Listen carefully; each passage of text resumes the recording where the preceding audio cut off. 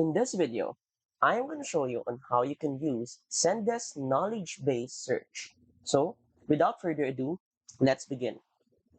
First, open your web browser and go to zendesk.com and log in to your Zendesk account. Once you're inside the main dashboard, click right here to access this drop-down menu and then click on Knowledge.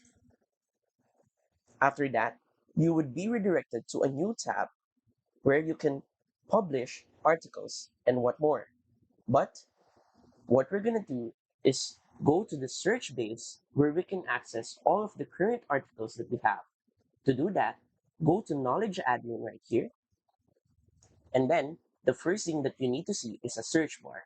This is Zendesk Knowledge Base Search. Basically, all your articles, published, drafts, AI generated, archived, and all in your entire history can be searched right here. So once you type in what you're looking for, it should show on this search tab. And that's it. So if you find this video helpful and want to support our channel, feel free to use our affiliate link given on the video description. Thanks for watching, and I will see you in my next video.